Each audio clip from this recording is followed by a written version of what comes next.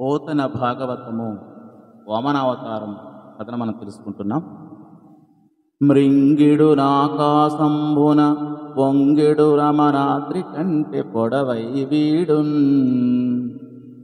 మృంగిడు కాలాంతకు క్రియ వంగించుచు మరలబడ్డ పంకజగర్భున్ మృంగిడు నాకాశంభును పొంగిడు రమరాత్రి కంటే పొడవై వీడున్ మృంగిడు కాలాంతకు క్రియ పంగించును మరలబడ్డ పంకజగర్భున్.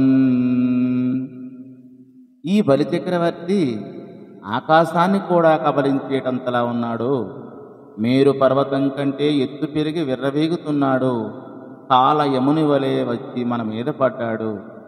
తిరగబడితే బ్రహ్మను కూడా భంగపరుస్తాడు అని ఇంద్రుడు వాపోతూ ఇంకా ఇలా అన్నాడు దేవగురువైనటువంటి బృహస్పతితో. ఈ రాదు రాజ్యమెల్లను ఓరాదు రణంబు చేయపోయితిమేనిన్ రారాదు తనుజు చేతను జారాదిట మీదనేమి జాడ మహాత్మా. ఈ రాదు రాజ్యమెల్లను ఓరాదు రణంబు చేయబోయితిమేనిన్ రారాదు తనుజు చేతను జారాదిట మీదనేమి జాడ మహాత్మా.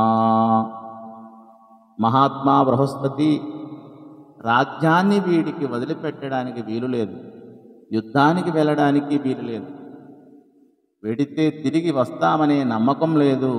ఈ రాక్షసుడి చేతిలో ప్రాణాలు కోల్పోలేము. వీడి బారి నుండి తప్పించుకుని బ్రతికే దారి తెలపండి అని ఈ పద్యభావము. ధన్యవాదము.